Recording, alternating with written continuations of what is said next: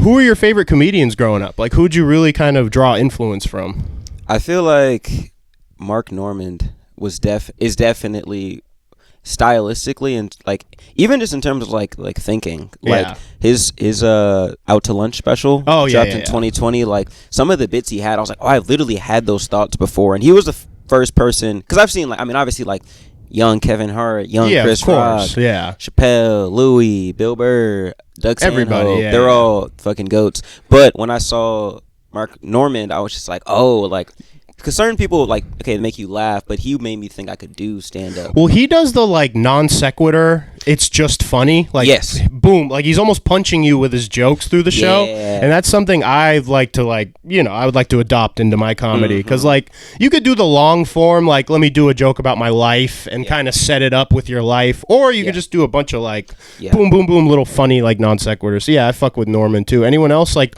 when you were super young, is there anyone where you were like, oh, man, like, that makes me want to do stand-up? Or was it Norman was the first one?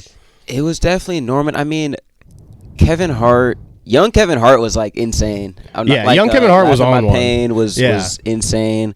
You were talking about Cat Williams. Oh, dude, he's one of my favorites of all time, man. The Pimpin' Chronicles 1 and 2 are, I'm not kidding, some of the funniest stand-up. I don't think you could get better, man. There's certain people where it's just like, I mean, same with like a Chris Rock. It's like it doesn't. Cat Williams is probably the pinnacle, the epitome of this. But like people are just, like, he could go up there and say anything. Yeah. Just the way he looks, the way he dresses, the way he sounds, it's just gonna be amazing. Same with Louis. Like Louis could say anything funny, I feel like. Yeah, Louis could say a totally crass, horrible thing, but it'd be hilarious because of how he said it. Yeah. Shane Gillis, obviously. Yeah, Shane's the man. Fucking hilarious. I guess I'll ask you again, just like, so what was your first open mic? How scared were you for the first open mic for the fantasy football thing? Were you like super nervous about it, or was it a thing where you're like, fuck it, I'm gonna just do this? You know what I mean? Like, were you super nervous about it? I feel like I should have been. I mean, don't get me wrong, I like took a couple shots. Oh yeah. I was like, I was liquid courage, baby. I had to get some liquid courage in. For sure. I don't know. I feel like,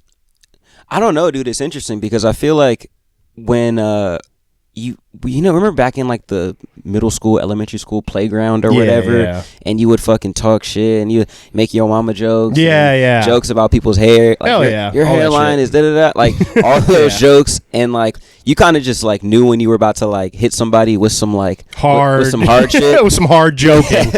Like I feel like when I write jokes, even if, I mean, they could, most times they will bomb, but if I have that confidence going into it, like the type where it's like, oh, I'm about to get them, I won't necessarily feel nervous. Oh yeah, for sure. And but when I did it, and also, you know, my friends were there and we all have the same sense of humor, so it was very easy to like get those jokes off. That's dope. But when I did, and then because that obviously gave me the confidence to do it again, but then you know, for a few weeks, you know, even a month, like after that, when I was just doing stand-up, not in front of my friends, I would be in front of old people, or like I'd be in front of comics, comic only open mics. Oh yeah, those are tough. Or like if the bar is like you do open mics when everybody like you can't even hear yourself because people in the bar are talking. Because people loud. At the bar are like, "Hey, shut up."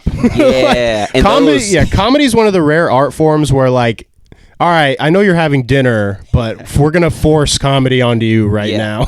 Which I'm out of nowhere. It's crazy. I'm like, bars are like, the fact that bars allow it. Yeah, it's kind of wild. Yeah, it's cool that you could go up and say some 9/11 jokes just while everyone's getting drunk as fuck. Like, that's an interesting. So who is your Mount Rushmore of comedy? Like, it could be influence to you, or it could be your best ever. Like, it could be whatever. Like, who would be your Mount Rushmore?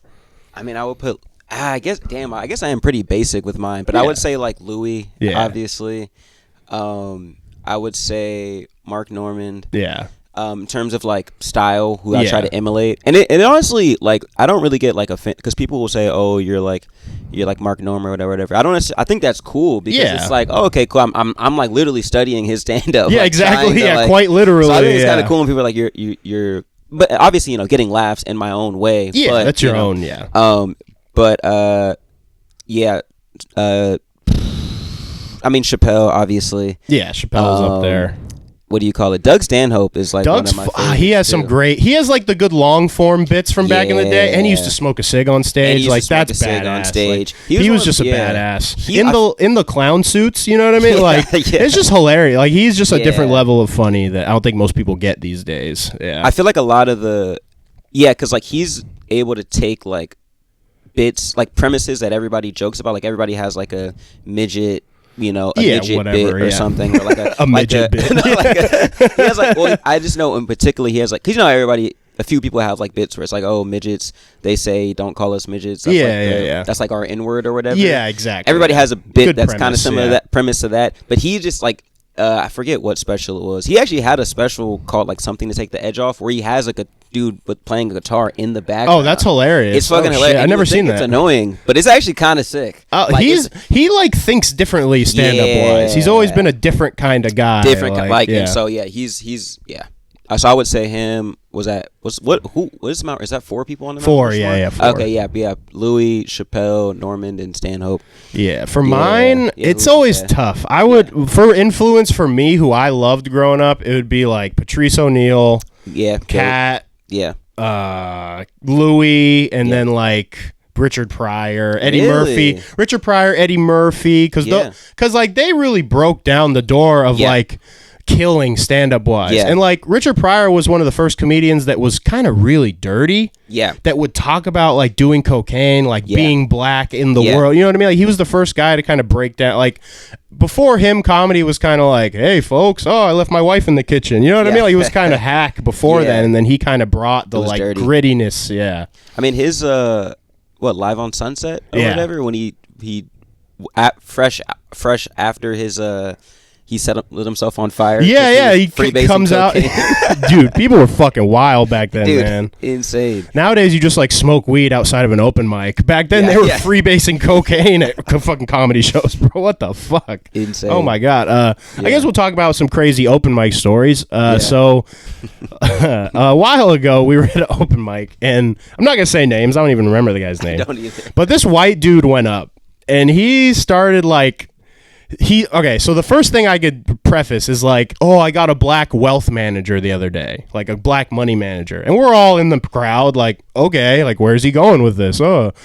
And all of a sudden this motherfucker starts going like, I got a black money manager. She told me to put my money in 40s and lotto tickets. And we were like, what the fuck is going on, bro? Like, he had another one. He was like, I went to a black car dealership the other day and they told me to get a purple Cadillac. Blah, blah. We were like, what the fuck, man? Do you remember that? Yeah, dude, that was insane. And he was just doing like, it was like, because here's the thing. You could say anything on stage. Yeah, as long as it's funny, whatever. Yeah, as long as it's funny, bro. And I mean, even I feel like sometimes there'll be jokes about like a white comic will say like black jokes that I'll laugh at, and then people will look at me like, I can laugh. Yeah, exactly. Can I laugh now? Like, it's okay. Yeah, it's funny, kind of. Yeah. It just it's so obvious. It's like there was no punchline. Yeah, and it was on the nose too. Yeah. Like you don't ever. It's weird in stand up the line between like being offensive and like not being offensive, but like if you can not do impressions,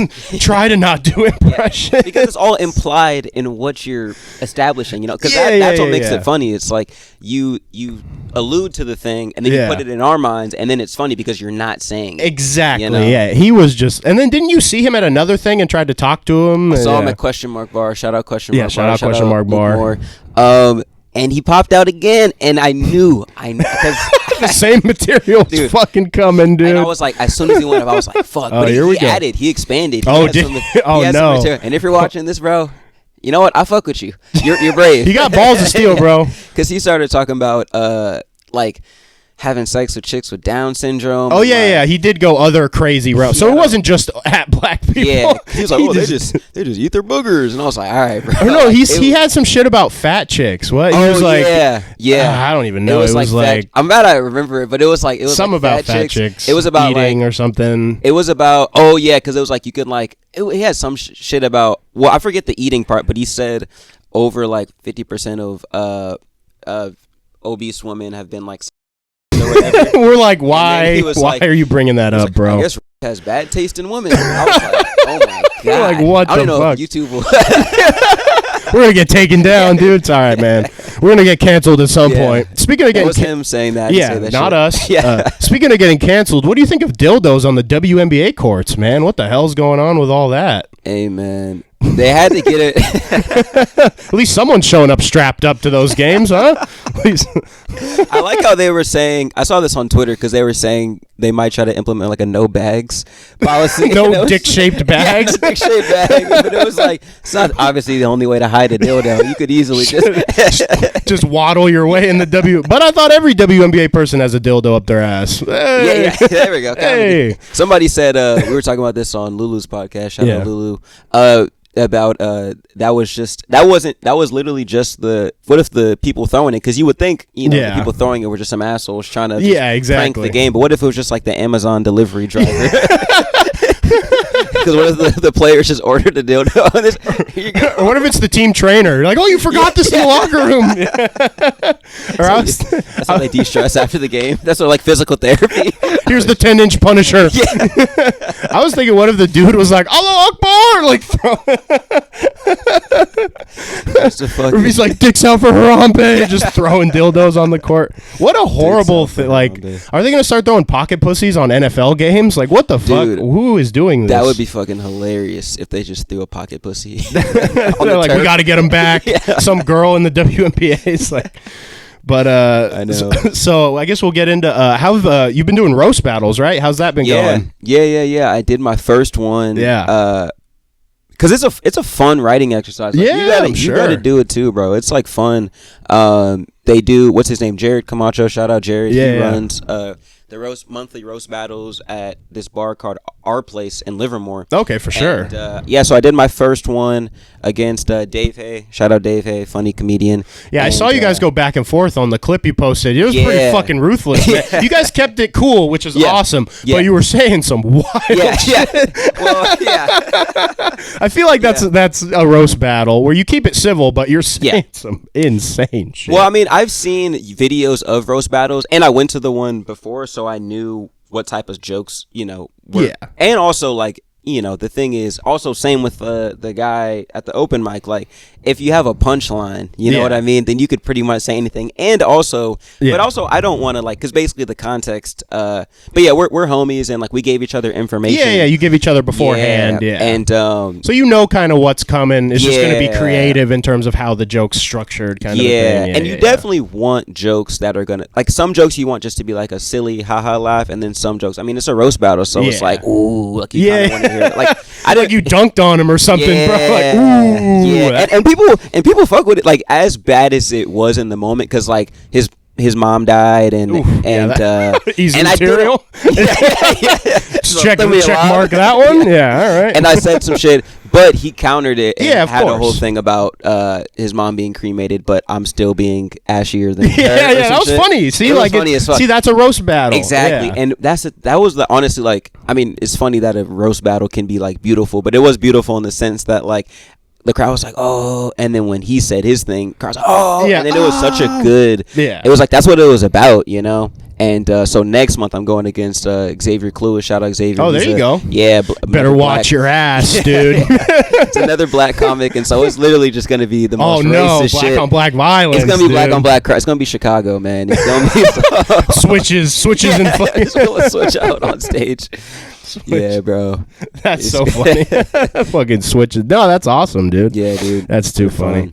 I'll re-talk about it just because the audio got messed up in the beginning a little bit. But so we just did Rooster T Feathers not too long ago. Sold out the show, but we pulled up and there was about 55 old people with gray hair everywhere. So it was fucking terrifying. But it was a good time, man. The crowd ended up being kind of half and half, so they were laughing at everyone's stuff too. But what'd you think when you pulled up? Yeah, dude. When I pulled up, when I first pulled up, because first of all, it was a bringer show. Yeah. And so bringer shows are always, you never know, like, what the turnout will be. Yeah, literally. But when I drove past the club to find parking, I saw hella people, waiting outside the club. And I was like, oh shit, it's gonna be a movie. Yeah, and literally. I saw closer, and then it was like hella old people. It was an old ass movie, dude, from the 30s, bro. Fuck. It was fucking Casablanca, bro. We were fucking no audio in that bitch. Just Charlie Chaplin just doing mime stuff. Literally, I was fucking scared. But at the same time, and that's how I feel now. Like, cause like I honestly don't get. I mean, obviously there's gonna be bigger shows, and I'll get nervous and shit like that. But for the most part, I don't get too nervous anymore because I feel like, I mean, you can't do anything other than just your material. Just do it. Like, when you get there, you know, because even on like, because there was I mean, I've bombed obviously hella times, and so it's like when you bomb, it's like obviously you're doing your material, and it's like in your mind you're like, well, I'm eating a dick right now, but at the very least.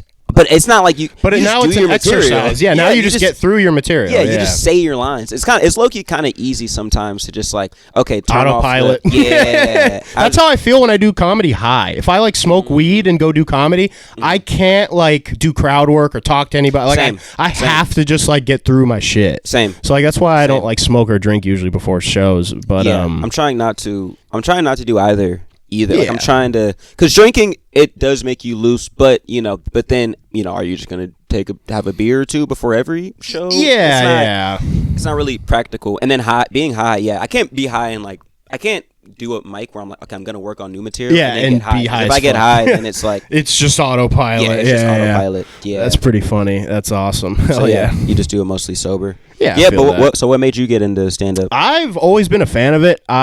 When I was a kid, I watched Fluffy. Hot and Fluffy, Gabriel Iglesias with my cousins, and it tripped me the fuck out, dude, that was a job you could do.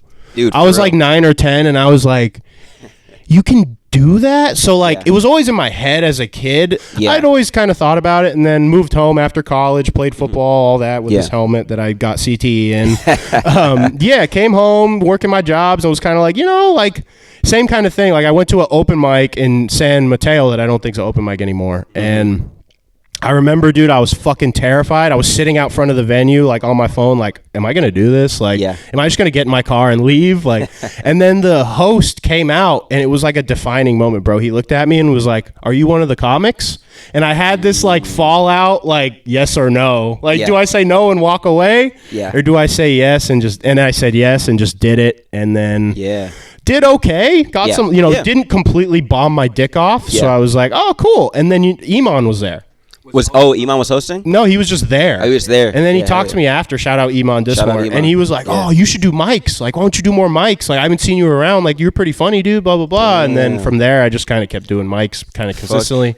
Honestly. And here we are. Yeah, dude. I definitely got more questions about football. Yeah. But it is cool because, like, the scene here, like, all things considered, is really cool. Like, it's really nice. Everyone's super nice. Everyone nice. I've talked to has been very, like, receptive and like, hey, man, you want to get up? Put your name down. Like, it's not like I haven't gotten, like, a click yet that's like, what are you doing here? We don't know you. Who are you? Like, and if anything, it might just be like they may want to see you around a little bit more. Yeah. But it's not like nobody's going to be like, oh, I'm not going to talk to you because you haven't been doing it for 2 or 3 years. Yeah. And then you see each other on social media. Exactly. So you'll follow somebody and see them at the function or whatever and be like, what's up, dude? Oh, I'm so-and-so, blah, blah, blah. Good to put a name to a face, kind of a thing. So, exactly. And then I love my which is why I kind of did the pod. My favorite thing, bro, is just the hang. The hang, is just for sure, fucking dude. Making people laugh, fucking around, saying insane shit with your buddies. Yeah. And like that's how comedians kind of network. Dude, yeah. So that's like the fun. Like even in the green room of Roosters, we were just kicking it. We were having fun. Like that made us all loose for the show. You know what I mean? Like, and I feel like with comedians, like, I mean, aside from like, because I played football for a good amount of my life too, and with certain things like certain activities or hobbies, it's like when everybody's there for the same reason and everybody there is on similar type of like personality. Yeah, totally. So with football, it's like everybody's trying to lift, get better. And then with stand up, it's cooler because like everybody has different inspirations comedically, but we all like to laugh and say jokes. Yeah, exactly. And fuck around. Fuck around. And so it's so easy to just, because we didn't know any of those people. No. At Roosters. No, you were the only person on the show I knew. Yeah, and we were just hitting it off. And yesterday, it was actually kind of funny because we're still so new. But yesterday, I was I was doing a mic, and then I wasn't at Mo Green's. Shout out Mo Green's. But they do a show every Saturday. Saturday. And but I was just hanging out there because you just got to hang out. Yeah. And then after some of the older comics were just like, oh, we're about to go, get some food or whatever. Yeah, do you want to come? And I was like, yeah, you feel like a little puppy. Yeah. You're like, can I come? Oh, really? Especially being young in the scene. Yeah, you're kind of like, okay, yeah. And it was sick. That's tight, man. Fuck yeah. And it's been cool seeing you more and more at like stand-up stuff. Like just like, oh fuck, like it was funny. We were talking about Roosters, being like, oh shit, you'll be on that tight. Like seeing it at fucking Blue Oak. Yep. Seeing whatever crazy shit happens over there. There's another Thursday. There's another rail something. Rail Club. Yeah. I'll be there. I'm gonna do that one. That'd be cool. South or Peninsula, I guess they call it. Yeah, they're popping. It's got some. Yeah, it's cool. There's more mics now than there have been, so that's fucking awesome. I guess we'll end here. You want to plug your stuff? Any shows coming up? Motherfucking just follow me Instagram, TikTok, YouTube, Donovan Robertson Comedy. Follow that shit. Fucking below. Subscribe, motherfucker. I'm trying to post more on YouTube. I'm trying to do like vlogs and shit. Yeah, for sure. Just like about the comedy journey. So yeah, if you fuck with comedy, yeah. Sweet. Yeah, appreciate you, Tony. Thanks, brother. Peace.